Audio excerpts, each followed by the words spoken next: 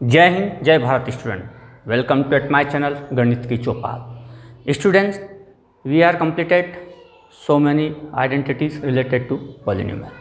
Today we are going to understand our last identities about polynomial, chapter 2, class 9th. What is our last identities? X cube plus y cube plus z cube minus 3xyz. अगर कोई question इस pattern में convert होता है then we can expand in this form. In column x plus Y plus z into in column x square plus Y square plus Z square minus x Y minus Y Z minus Z x. ये हमारी last identities है chapter 2 polynomial से रिलेटेड। और ये इस identity से related questions बहुत आते हैं, इसलिए इस आइडेंटिटी को बहुत ज़्यादा समझना चाहिए। उसका यूज़ वैसे रेयर है लेकिन फिर भी इसको समझना चाहिए। तो आइए अब हम इससे रिलेटेड कुछ क्वेश्चंस को सॉल्व करते हैं। तो और new question number 11 of exercise 2.5 polynomial factorise 27x cube plus y cube plus z cube minus 9xyz।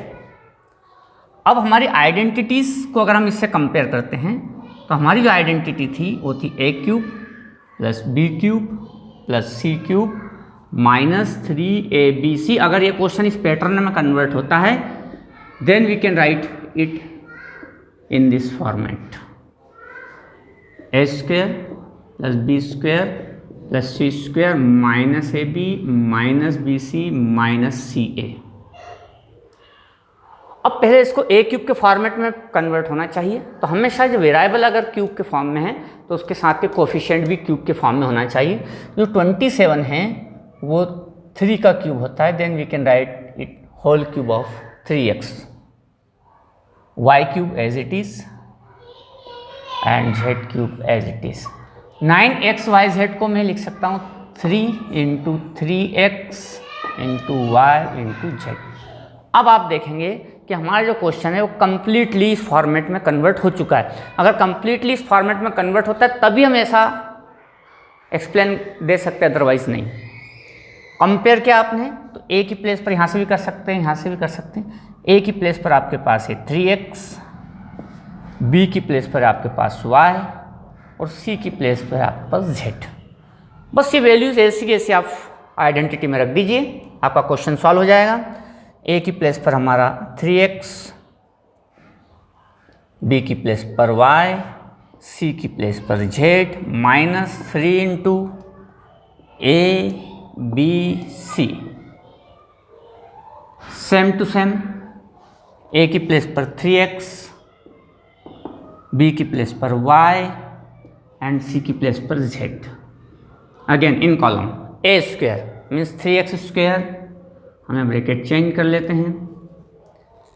तो आपका ए की प्लेस पर 3x होल स्क्वायर, बी की प्लेस पर y है, आप कॉलम में नहीं भी लिखेंगे तो चल जाएगा। सी की प्लेस पर z है, ये लिख दिया। कंटिन्यू रखते हैं हमने यहाँ पर minus a into b, a into b 3x into y minus b into c, y into z minus c into a z into 3x। बस अब आपको उसको सॉल्व करना है। 3x plus Y plus Z as it is. 3x whole square means 9x square plus Y square plus Z square minus 3xy minus Y Z minus 3xz। Question solve कुछ नहीं करना है, केवल आपको पहले क्वेश्चन को आइडेंटिटी के form में कन्वर्ट करना है, वैल्यूज रखना है, थोड़ा सा सॉल्व करना है। इसके अलावा इस आइडेंटिटी में कोई विशेष बात नहीं है। Next question number 12। Verify x cube plus y cube plus z cube minus 3xyz is equal to 1/2 in column x plus Y plus z into in column whole square of x minus y plus whole square of Y minus z plus whole square of z minus x. Verify करना है, means LHS और RHS की value same है, ये आपको prove करना है। Verify का मीनिंग ये होता है। और वेरीफाई करते वक्त हम जो ज़्यादा एक्सपांड है उसको शॉर्ट करना ईजी होता है, इसलिए हम उस एक्सपांडेड साइड को लेते हैं। तो हम यहाँ RHS को लेंगे क्योंकि इसको सिंप्लीफाई करते हुए शॉर्ट करना आसान होता है, इसलिए हमने RHS का यूज़ किया। तो हमने RHS लिया half into x plus y z in column whole square of x minus y whole square of Y minus z whole square of z minus x. Solve करते जाइए। Half 1/2 as it is in column x plus Y plus Z as it is whole square of x minus y, तो whole square वाला formula आपने पढ़ा है। Whole square of x minus y means x square minus 2xy plus Y square. Same to same whole square of Y minus Z, तो whole square of x minus Y या A minus B वाला जो formula है उसी को apply यहाँ पर करेंगे। A square minus 2ab plus B square. Whole square of A minus B वाला फार्मूला यहाँ अप्लाई होगा। A square minus 2ab plus B square. हमने जो फार्मूला यूज़ किया है whole square of A minus B, A square minus 2ab plus B square, ये वाला formula का यूज़ किया है। Okay, 1/2 in column x plus Y plus Z as it is X square plus x square means 2 times x square. Same to same y square plus Y square 2 times y square.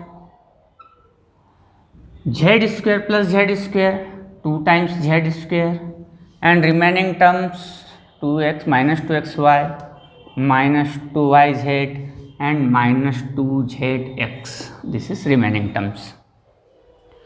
इसमें से आप 2 common ले सकते हैं। यहाँ से हमने 2 common लिया, 1/2 एज इट इज़ 2 कॉमन लिया, x plus Y plus Z as it is X square 2 common लेने से X square plus Y square plus Z square minus 2 common लिया X Y minus Y Z minus Z X. 2 से 2 cancel. अब ये पूरा जो एक फार्मूला जो लास्ट वाली आइडेंटिटीज है वो बन गई है। इन column x plus Y plus z into इन column x square plus Y square plus Z square minus x Y minus Y Z minus Z x. ये आप देखेंगे तो हमने जो लास्ट वाली आइडेंटिटी पढ़ी थी उसका RHS है, तो इसका मतलब ये इक्वल हो गया, ये x cube plus y cube plus z cube minus 3xyz की आइडेंटिटी है।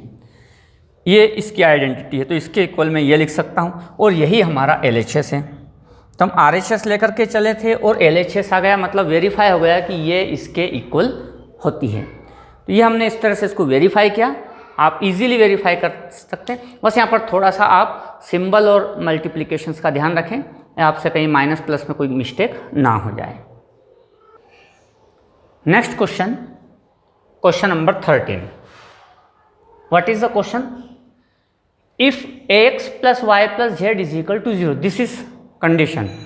If x plus y plus z is equal to, show that x cube plus y cube plus z cube is equal to 3xyz।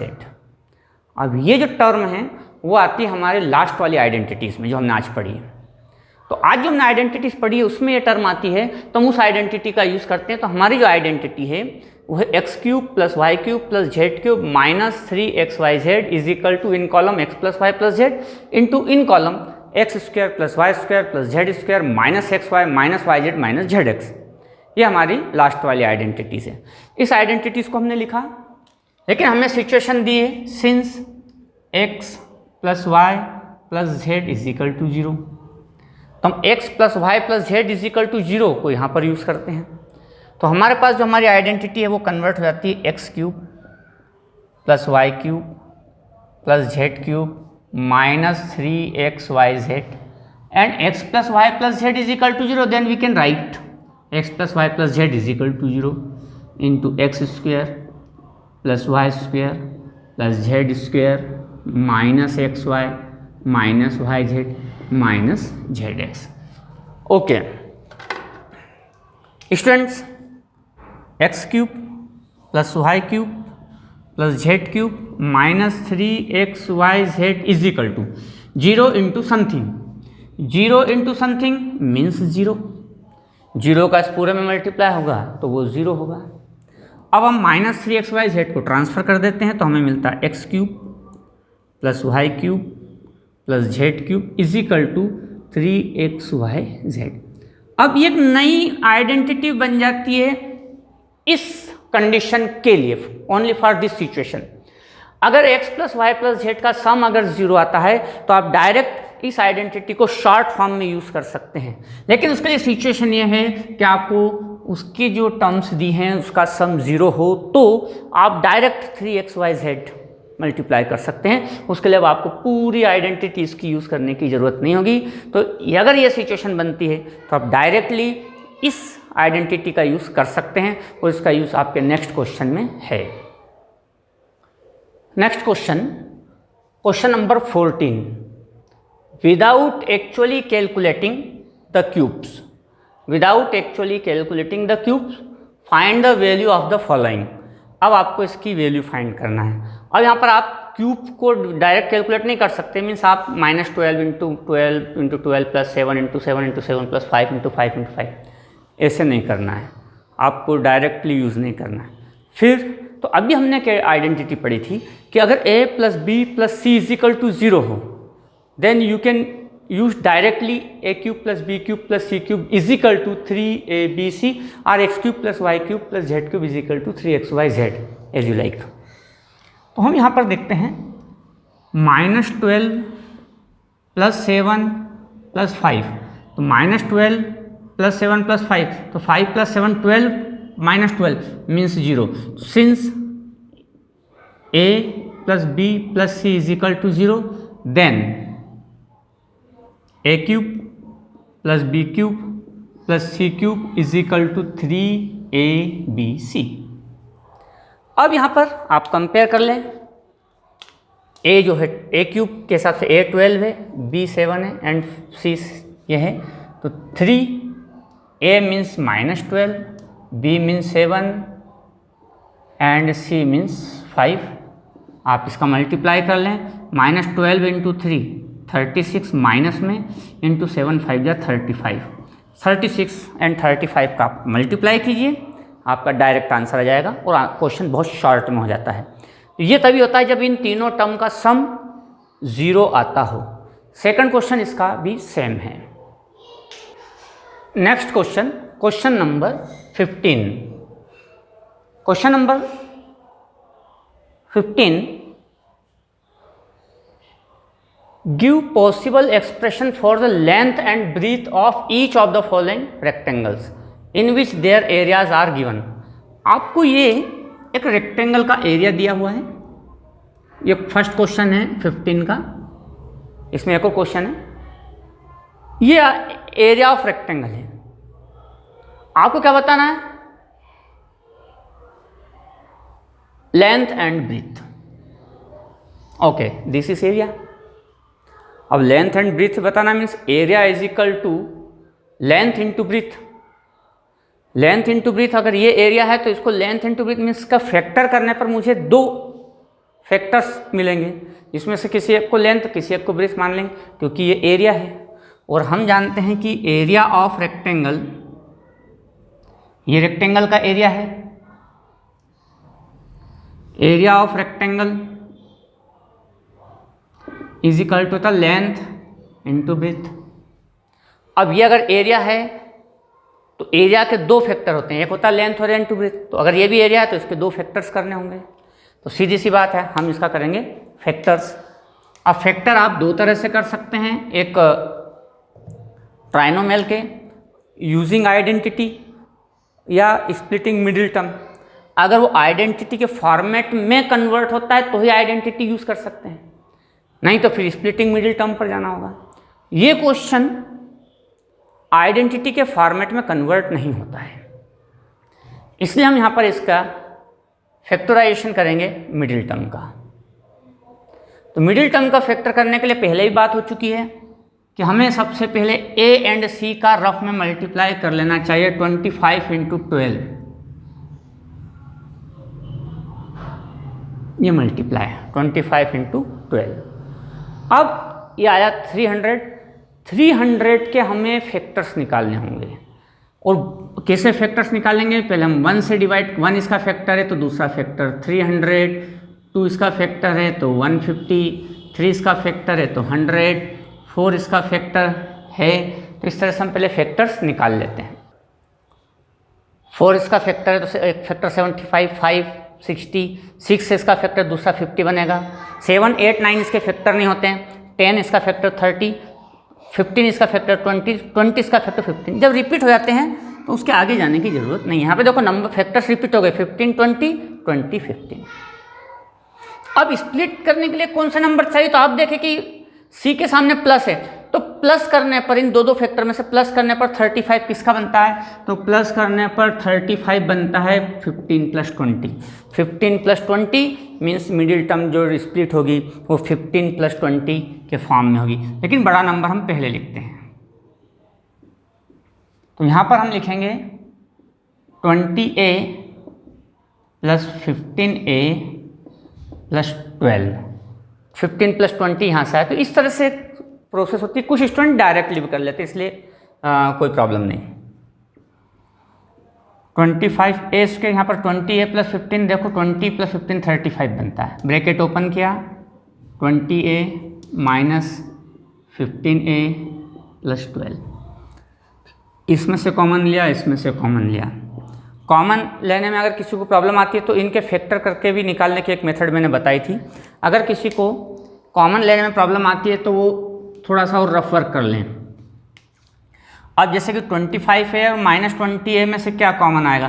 तो 25 है, first term जो है 25 है, इसके factor कर लें। 25 का 5, 5 या 25 a इंटू ए।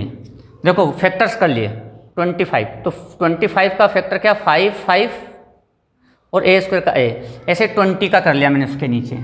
तो 20 के फैक्टर्स होते हैं 2 इंटू 2 इंटू 5 और केवल एक ही a है।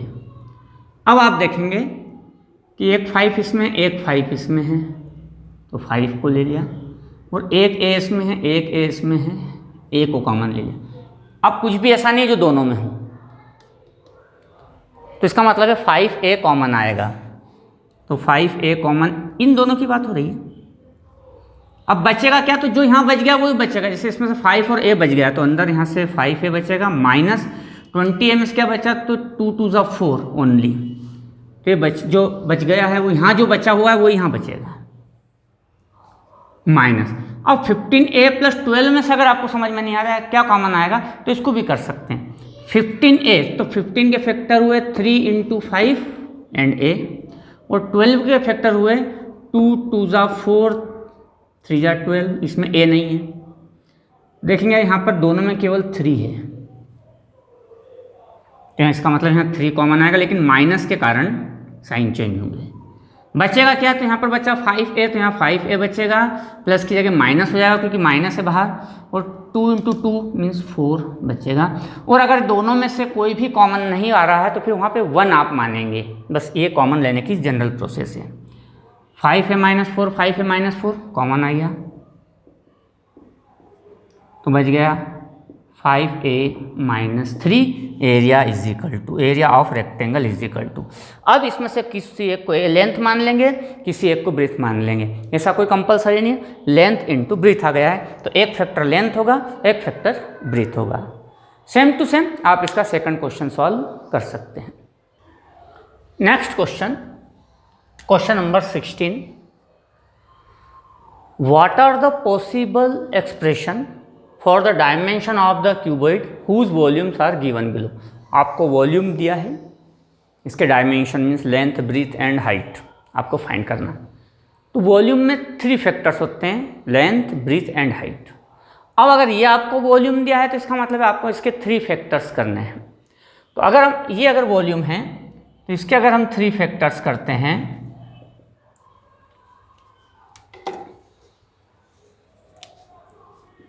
तो हमारा वॉल्यूम है 3x² माइनस 12x।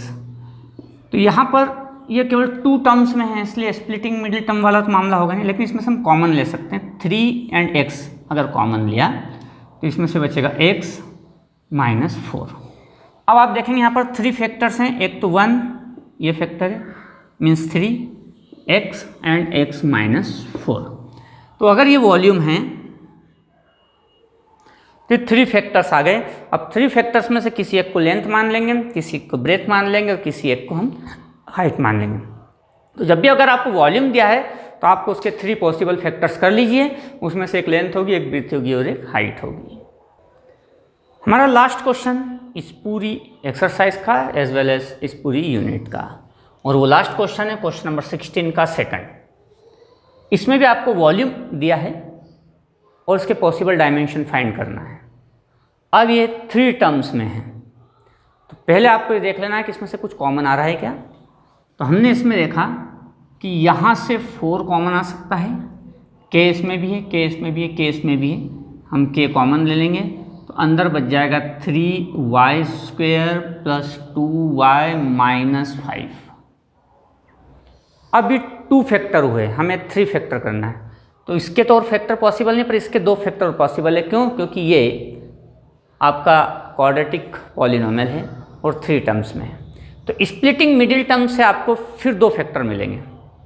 तो अब आपको करना है इसके स्प्लिटिंग मिडिल टर्म का यूज़ करके 2 फैक्टर, तो जो 2 फैक्टर आएंगे वो प्लस 1 फैक्टर ये, इस तरह से हो जाएंगे 3 फैक्टर, और आपका length breadth and height 3 factors होने पर वॉल्यूम के डायमेंशंस फाइंड आउट करती है।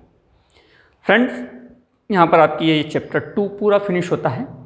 फिर मिलेंगे नेक्स्ट चैप्टर को स्टार्ट करते हुए नई प्रॉब्लम नए सॉल्यूशन के साथ। तब तक के लिए जय हिंद, जय भारत।